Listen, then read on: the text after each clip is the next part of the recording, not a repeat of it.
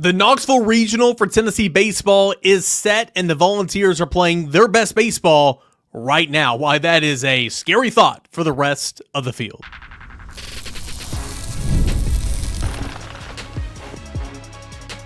You are Locked On Vols, your daily podcast on the Tennessee Volunteers. Part of the Locked On Podcast Network, your team every day. Hey, good Tuesday morning, everybody. Welcome into Locked On Vols. I am your host, Eric Cain, a part of the On3 network covering Tennessee football, basketball, baseball, recruiting, all that and more for VolQuest.com here in town. And, of course, your host of the Locked On Vols podcast right here every single weekday morning when you wake up. Free and available wherever you get your podcasts, and couldn't do it without you every dayers. Going to get into some of your mailbag questions on the back half of the show. Looking forward to that.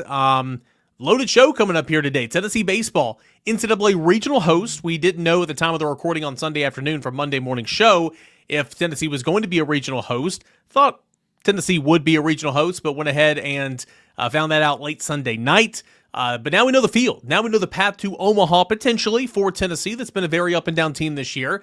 We'll get into that here in segments 1 and 2 with Joe Healy of D1 Baseball, one of the great guys covering college baseball all across the country. That's coming up here in segments 1 and 2, Tennessee's path potentially to Omaha through the Knoxville Regional to Fayetteville, and we'll get Joe Healy's thoughts on all that, plus your mailbag questions coming up in segment number 3. All right, without further ado, let me get into my conversation with Joe Healy of D1 Baseball. College baseball is the news, is the story right now. The regional field has been set. The path to Omaha was revealed on Monday around noon, and Tennessee is going to host a regional, and we'll play host to Wake Forest, Cincinnati, and Miami of Ohio. More on that specific region here in a moment. But Joe, first and foremost, your thoughts on Tennessee. You were in Hoover this past week, and no surprise, Tennessee was very much limping into the conference tournament. Losers of 5 straight, 6 of their past 7, but kind of reminded everybody, hey, season high 20 hits against Alabama on Wednesday, outlasted the top seed Texas in 12 innings on Thursday. Still a lot of talent, still a whole lot to work with that team, and I think Tennessee obviously helped itself out tremendously in Hoover. Yeah, no doubt. I mean, they were kind of on the hosting bubble going into the week and left no doubt by the time they left. That win against Texas obviously was so huge for that. They reminded people that, look, when this is clicking, they're as good as anybody in the country. And my colleague Mike Rooney, and I don't know that I disagree with him, says that Tennessee is still the most talented roster in the country as far as he's concerned. And again, I don't know that I disagree. But I think what we've learned, well, 2 things. One is that so much of what Tennessee dealt with late in the regular season was just a symptom of this was a particularly strong SEC year. Everybody took lumps. Nobody got out of the league unscathed. Texas played poorly late. LSU had a stretch where they were pretty up and down. Arkansas had a couple of weeks where we started to doubt them a little bit. So everybody had that going on to some degree. It just so happened that Tennessee's was all kind of lumped together. But at the same time, I think we've also learned enough to know that this team is not infallible in the way that some of the others have been, right? Like this team does have some foundational issues that I think we took for granted that they didn't have when, not just with the national title team, but some of the great teams they've had in the recent past. There are the issues with base running. There are some defensive issues. The lineup is not quite as scary. They're still capable of winning a national title. I believe that down to my core. It's just a little more inconsistent. And that's going to happen when you lost everything they lost off the national title team. Let's not forget that. So, was not surprised they played well. Minus, they looked a little flat in the game against Vanderbilt. That sometimes happens in the conference tournament. But outside of that, they looked great and reminded everybody of hey, maybe it hasn't been the regular season we would have wanted, but we're still a very dangerous team that could go back to back. That's still on the table.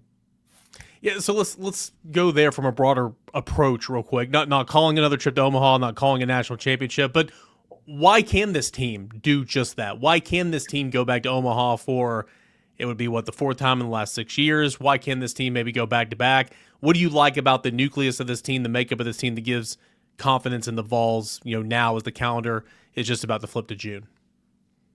Yeah, I still think that even though they lost a lot of regulars off of last year's team, I still like that the core is still made up of guys who have been in this program.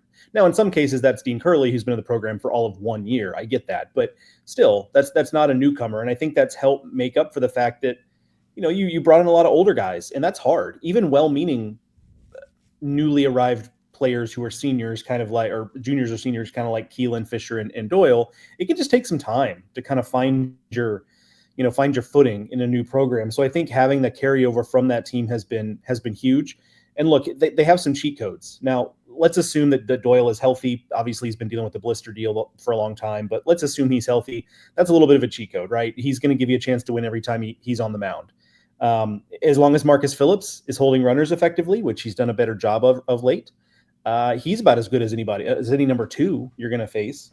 The bullpen is deep. We've seen that with the way that some of Tennessee's games this season have really stretched out, because once Frank and Tony start going to the bullpen, it's just this like rotating cycle of guys they can use. You still like that, and offensively they can beat you in a lot of ways.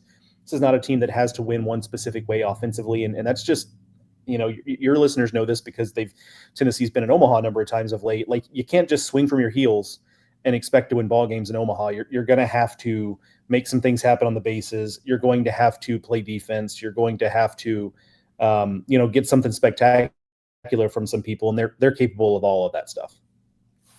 Joe, you look specifically at this Knoxville Regional. Again, the 2-seed Wake Forest, 3-seed Cincinnati, 4-seed Miami of Ohio. Again, at the time of this recording, early in the week, so still doing some research on this. But Cincinnati runs. Talk about those teams that could maybe give Tennessee some issues on the base path. Cincinnati is 100% that team. Miami of Ohio won the MAC. Wake Forest was a host team last year, really, really good team last year. Still a winning record in ACC play, picking up the number 2 seed here, coming to Knoxville. What do you like about this region, and what do you like about the individual matchups, Tennessee against these teams?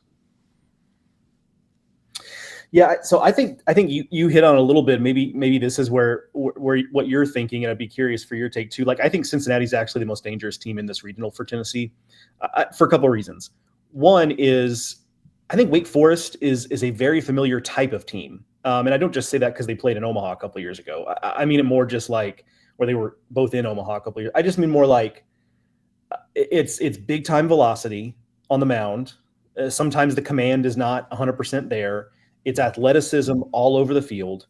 It's physicality in the lineup. They play in a ballpark very similar to Lindsey Nelson, very offense forward. So it's just going to be now. It's not to say it's going to be easy to beat Wake Forest, but it's just very familiar. That's going to not be anything different than what they're used to seeing. Cincinnati's a different deal, though. That roster, and I say this actually as a compliment, that roster's not that raw talent. In terms of raw talent, not that talented. Not a ton of pros or guys who are just locks to be high draft picks. They've got a lot of really old college players. I actually saw them in the fall, so I have a decent feel for their roster, and it's just a bunch of guys who have ended up there through transfer or have been in the program a long time. A lot of their older guys have predated Jordan Bischel, the head coach, being there, and they're going to put the ball in play. They're going to run. They're more of a doubles team than a home run team, but they do have strength, and their ballpark can play big. So I do wonder if they're going to run into some baseballs this weekend that wouldn't have got out of their place that will get out of Lindsey Nelson, especially with being this time of year. I don't love Cincinnati on the mound, to be honest, but I think they can win some slugfests, and so that I think that makes them dangerous. And given that they can really run, that complicates things. Two stars there. Carrington Cross is like a 5th or 6th year guy who takes a bunch of walks, hit home runs. Landon Vidoric is probably their best prospect. He's got pop. He can run. He's a good outfielder. He was pretty raw when he got to Cincinnati, but with the season he put together, has really kind of come into his own. And then with Wake, the best thing I think for Tennessee in this regional is that Wake is going to have to use Blake Morningstar against Cincinnati. Their rotation drops off pretty precipitously after that. And oh, by the way, that means it could be a Tennessee versus Matthew Dallas matchup in the winners bracket game if it goes that way, which I know Tennessee fans will be particularly interested in. Ever check your bank account and wonder, where did all my money go? Between dining out, online shopping, entertainment, it's easy to lose track. That's where Monarch Money came in, your personal CFO, giving you full visibility and control over your finances. Monarch Money isn't just a budgeting app. It's a complete financial command center. You can track all of your accounts, investments, and spending in one place, so you stop just managing your money and you start building wealth.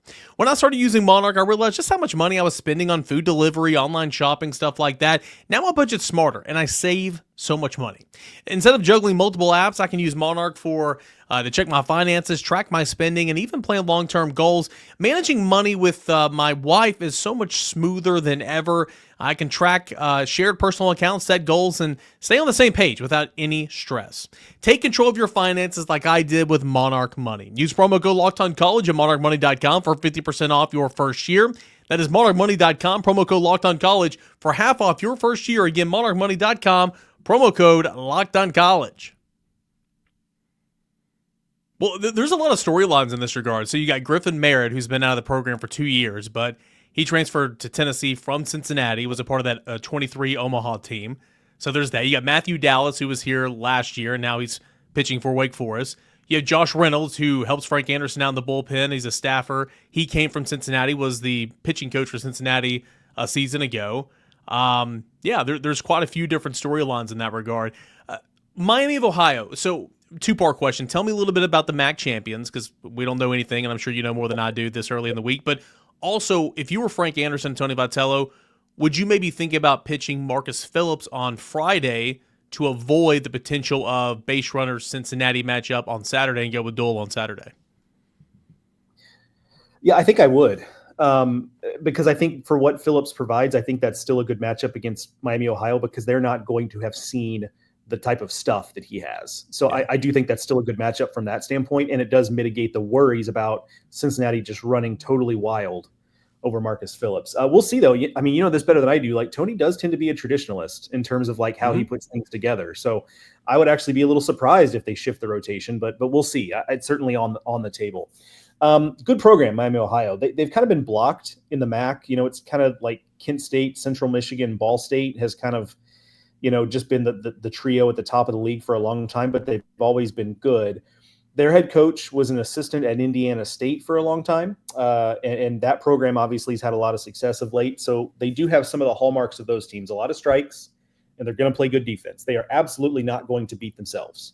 You're going to have to beat them. They do have some pop in the lineup. That'll be interesting. That's usually not what the MAC provides. That's not really a power-heavy conference, but they have some. I would imagine Tennessee will see Cooper Katsky, who is a transfer from Indiana, who pitched for Miami, Ohio this year. The stuff is fine, but he's a real workhorse. He threw a complete game in the MAC tournament to get them to the title game.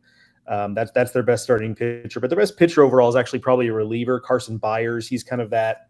They use him similar to the way Tennessee uses Nate Snead, where it's like, hey, we need 4 innings from you, big dog. Like, go in there and finish this thing off. You know, they're not afraid to do that with him. So he's actually their best guy on the pitching staff. Look, it's a matchup where Tennessee is going to be the prohibitive favorite, but won't be a walkover. The program, this Miami, Ohio program is too proud for that. They're talented enough, I think, to hang around.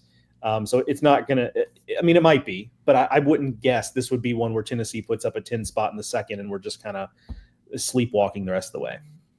And you're right. Tennessee's, under Tony Vitello, been pretty much a traditionalist in terms of, how they go about it on the mound. But heading to Arkansas, which I'll transition to that here in just a second, he got to flip the rotation a little bit. Marcus Phillips on Friday, Liam Doyle on Saturday. Or actually, I guess that was Thursday, Friday, keeping Doyle on the same amount of rests because that blister. So I think it makes more sense to lead off with Marcus Phillips against the 4 seed, and that would kind of be staying on path a little bit. So interesting there. Say Tennessee wins this regional. Tennessee should win the regional, but it's college baseball and it's nuts, and especially this Tennessee team, you just never know which one you're going to get. Say Tennessee does win the regional, we'll match up with the winner of the Fayetteville Regional. That's Arkansas, Kansas, Creighton, North Dakota State. Never want to assume, but Arkansas will be the favorite there. Tennessee just played Arkansas at Arkansas 2 weeks ago. Hit the ball well. Pitching obviously wasn't what it needed to be.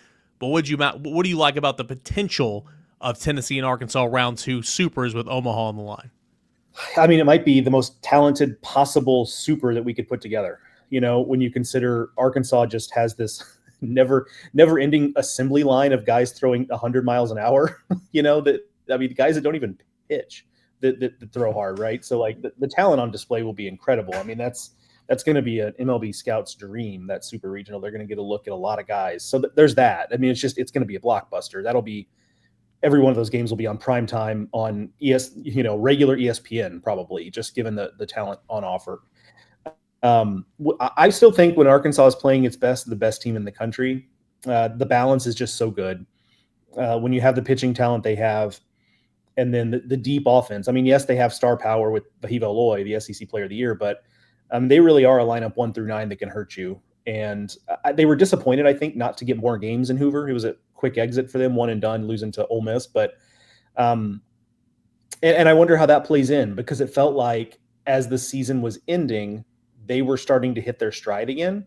And I do wonder if the fact that they will have basically just played one game over the course of 12 days or what have you leading into the regional is not great for them. Now, they will have the regional to get going a little bit, and a matchup with North Dakota State is probably good for them, because that this team's not very good. But I do wonder if they're going to be a little bit flatter than what they had been late in the year because of the way that they just made a quick exit from Hoover. But we'll see. Kansas also, by the way, if Arkansas can't get over this, they've lost in home regionals a couple times of late. If that becomes a thing, Kansas could take advantage. That's a very good team. It's a little reminiscent of Cincinnati in this regard, not necessarily in terms of the way they play, because they don't really run or anything like that, but a lot of JUCO guys, a lot of transfers. It's a very blue collar approach. They probably play as hard as any team I saw in person this season. Big ground ball team, which could be helpful in Lindsey Nelson if they get there, if they are able to generate some ground balls. So I think that could be a tricky super as well. I would still obviously like Tennessee there, but if that ends up being a Kansas win in that regional, that could be kind of tricky for the Vols as well. Joe, as always, man, I appreciate you. I got one more question for you out the door, and I don't want to take anything away. I know you guys will probably have a story on this. I know you guys will podcast about this or anything, so I don't want you to give anything away. But if you could, seeing the way the regions lay out in the past, Omaha and all that, who do you like to, if you want to call a national champion right now, please do. If you have 8 teams in mind that you think make it to Omaha, just what do you think of the bracket? Who do you like? Who do you dislike? Who's got a tough draw? Well, I've been saying Arkansas of late for the reasons I just gave you. When they're at their best, they've been better than anybody I've seen this season. But I don't like that lines up with Knoxville, right? Because there's just some part of me that thinks that there's still a switch that Tennessee could flip and be the best version of themselves at the right time of year. That wouldn't be shocking. So I don't love that. I will say, and I can't believe I'm saying this, and maybe it's just prisoner of the moment because they won the SEC tournament, but Vanderbilt is intriguing because, their bullpen is so deep. And the way their offense operates, everyone harps on, rightfully so, the lack of power. Well, they're hitting for more power as of late, but also, the way they beat Tennessee with 13 singles, that's kind of what you have to do in Omaha, is be able to hit the ball hard on a line and collect a bunch of hits. And look, they're going to see better, they'll see different pitching. They wouldn't have been able to do that against Phillips or Doyle, I'm sure. But the way they're playing, it's interesting. This is the best version of Vanderbilt I've seen in probably since the Rocker Lighter team in 21. Consider me intrigued, but I'm going to be stubborn. I'll still go with Arkansas just because that's been my pick for so long now, and I'm nothing if not stubborn. So we'll go there. But I for the purpose of your listeners, trust me when I tell you, I feel a lot less confident about that now that the brackets come out and they're across from Knoxville. That's for sure. Best time of the year. It is NCAA postseason baseball time. And Joe, I know you're going to be super busy over the next couple of weeks. I believe you're going to be covering the Auburn Regional. What else do you have coming up this week and this weekend for you and the guys over at D1 Baseball? Yeah, we're going to preview every single regional. We're pretty thorough about those. We add our own information, but I know I'm personally going to be on the phone a decent bit with coaches and whatnot who have played some of these teams to get a little better insight. Mark and I will record a new episode of Howie to Hoover talking about regionals from an SEC perspective. I think as of right this minute, there's an episode up that I was not a part of, but that Mark and Aaron and Kendall recorded just their reactions to the field being released, and there'll be a whole bunch of other stuff on the site throughout the week. It's the busiest week of the year in terms of writing, probably, but it helps kill the time until the games come along. So I don't hate it from that perspective. But yeah, I'll be in Auburn. Looking forward to it. My first time being in Plainsman Park since they've renovated it. So very much looking forward to that, and should be a pretty competitive regional. So that's really all you can ask for. Yep, one of many competitive regionals on deck for this weekend. Joe Healy, appreciate it as always, man. Thanks so much.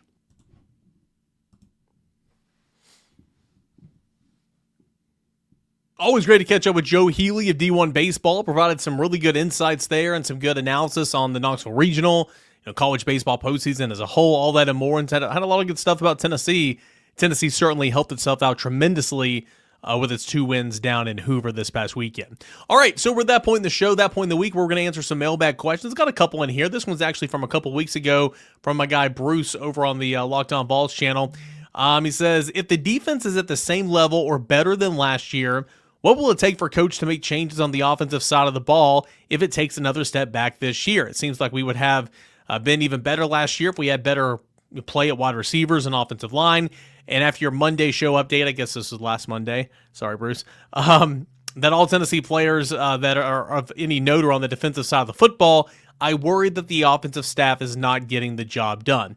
Well, Josh Heupel did address the offensive staff this offseason, albeit it wasn't an on-the-field coaching role, but he goes out and gets his buddy, Seth Luttrell, I say his buddy, they played together at Oklahoma, but Seth Luttrell obviously has a great resume, was the offensive coordinator at Oklahoma last year, former head coach of North Texas, good offensive mind, and he's now in the meeting room, and he's now another, guy to bounce ideas off of, another set of eyes and all that, because I use this example all the time. Like, you do things, just because you've done things the same way every single time, every single year, doesn't mean you should continue doing it that way. So, my hope with Seth Luttrell coming in is saying, okay, I see what you're doing there, but why don't we do it this way? Why don't we tweak it this way? Just another set of eyes on what you're doing. Scheme's not changing completely.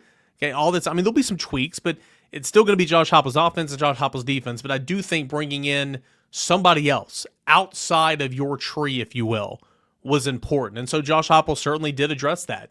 If Tennessee's offense takes another step back this next year, you always need to self-scout. Like I've said for the last couple, last year specifically, why not bring the wide receiver splits in a little bit? And yes, I know that's why you're so effective running the football and why you don't need an All-American running back to be successful running the football, because you have wide splits that takes guys out of the boxes, okay? And if they load the box, and you throw over the top. That's a big part of the scheme of this offense, right? But I thought the shorter splits would have helped a quarterback that was first-year starter last year, playing behind some offensive tackles that were shaky at best last year at points and times. I thought that would have certainly, helped out Nico Iamaleava last year. But I won't hold your breath in terms of bringing in the splits. I'm not sure that'll ever happen. But nonetheless, it's all about self-scout. But this past offseason, he did go out and bring in an outside hire, and I think that's going to be to the benefit of his team, of his coaching staff. Bruce, as always, man, I appreciate you tremendously. Let's go to a couple of tweets that you guys sent in. This is from Baker. Is Emmanuel Okoye anywhere close to being ready to contribute? When he first signed, everything I heard was that he's a freak but would take years to develop, and I've not heard anything about him since. Yeah, no, he's not close. Dealt with some injuries as well, but again, it was one of those, you take a project, see what happens. He was very, very athletic. First year playing football at the NFL Academy, working with, former NFL players and such. It was a good take. I'm not saying it was wrong, but it was a project. There's never a guarantee, but it was very much a guarantee, or very much a project in terms of, will he turn anything down the line? So far, he's not. But no, right now, he's nowhere close to contributing in a meaningful way. We'll see if that changes. Let's go to Jared here. Would it be better to have Teagan come out of the pen instead of start? Doesn't seem to be doing well as a starter. What if they piggyback? Doyle, righty-lefty combo might work well and could use him possibly for Game 3. Also, in honor of Memorial Day, what is your top 3 war movies? Oh, man. Should have looked at this question before. I apologize. The Pacific on Netflix that they just put out a couple months ago is very good. Very good. It's not necessarily, Pearl Harbor, which I know there's some theatrics in there, to make it a movie, but that's a pretty solid movie. It's not necessarily a movie, but Band of Brothers, the series The Pacific. So again, I said The Pacific earlier. I don't think that's what it's called on Netflix. I forgot what it's called, but the series The Pacific is phenomenal. Band of Brothers is good. Saving Private Ryan is fantastic. So yeah, let's. Of course, Memorial Day was yesterday, but let's never forget the men and women who sacrificed it all. Some gave some, they gave it all to allow us to live our lives, and so we thank them for that. As far as your Teagan question, for me, like, who's it going to be? Like, so when you're in regional play, postseason in general, it is an inning by inning thing. It is a game by game thing. So, like, he's already kind of been used as an opener, gone heavy bullpen behind him. So I'm not sure taking him out of that role and bringing him in out of the pen would do him any justice. Who else would you start? Brandon Arvinsson's a very popular pick. AJ Russell's a popular pick, but man, those two guys are being needed out of the bullpen big time right now. So like, I don't know who else you would go with in that regard. But again, I don't like bringing Teagan in behind Doyle because Doyle, you're going for the win. We'll see if he pitches game 1 or game 2 this weekend. More on that here in a moment. But I wouldn't. I don't want this to sound bad because I think Teagan Kuhn's is going to be really, really good. I wouldn't want to spoil a Doyle start right now. You know, I want to bring in a Snead behind him. They were doing Franklin earlier in the year when that made more sense. They've been bringing in Russell behind Doyle here lately. I wouldn't want to spoil that, I guess is what I'm trying to say. So, right now, you know, I would keep it the way it is because they've been treating him like an opener to begin with. But it's going to be an all-hands-on-deck situation, game 3 of a regional for sure. So I don't think it matters all that much. Ricky says, are we back? Well, you know, Tennessee baseball, back in a regional. Hey, that's good because heading down into Hoover, that was not the case. Kobe says, who should be the 3 starting pitchers for the upcoming regional? I think it's going to be the same 3 for reasons I just pointed out. But again, if you get to game 3 and Brandon Arvidsson hadn't thrown, I think that makes sense to start him. If you get to game 3 and somehow AJ Russell's not thrown, which I'm sure he would have by then you start him. But I would say for right now, it'd be those 3. It's just the order. You know, Tennessee against Miami of Ohio, a team that's not very aggressive on the base pass, and a team that, you know, as you heard from Joe a moment ago, has never seen anything like the velocity that Marcus Phillips will throw. I would start Marcus Phillips on Friday. I would pitch Liam Doyle on Saturday against the potential of a Cincinnati or a Wake Forest, and then kind of go from there on Sunday. That's the order that I would go in. Got one more question that I want to answer. This is from the YouTube channel. Great job as always, Cainer. How's Miss Cainer and little Cainer doing? Doing great. Newborn baby, little over a month old, screaming, crying. I've never had a kid before, so I always think I'm doing something wrong. I always think that he hates me, but the screaming and crying, not a whole lot of sleep, still feeding during the middle of the night, which is not fun, but he's cute. Takes after his daddy, right? No, takes after his mama. He's a little fireball, and I love him. So everybody's doing great, man. Thank you for asking. Could we get your thoughts on the placement for the upcoming regionals? Yeah, I mean, I talked about it a little bit already with Joe Doyle, or not Joe Doyle, with Joe Healy. I like Tennessee's regional. I like the field. We'll talk more about it as the week goes on, but I think Tennessee has a chance to punch a ticket. You know, punch a ticket to Omaha, punch a ticket to the super regionals and kind of square off against Arkansas team that you just faced a couple weeks ago. I think there's some opportunity there. But I like the draw. Tennessee's going to have to manage the run game for sure, especially if it faces Cincinnati. Now, I think Tennessee matches up better with Wake Forest. So if Wake Forest can handle Cincinnati on Friday, you know, you're probably not going to play Cincinnati. So, you know, we'll see what happens. But Tennessee will have to manage the run game for sure. I don't think that Tennessee will have any issue with Miami of Ohio. Even if Tennessee plays Cincinnati on Saturday, it's going to be throwing its best arm on Friday. So we'll see what happens. But no, I like the draw. I do. Going to Fayetteville, again, a team that's had its issues deep in postseason play at home.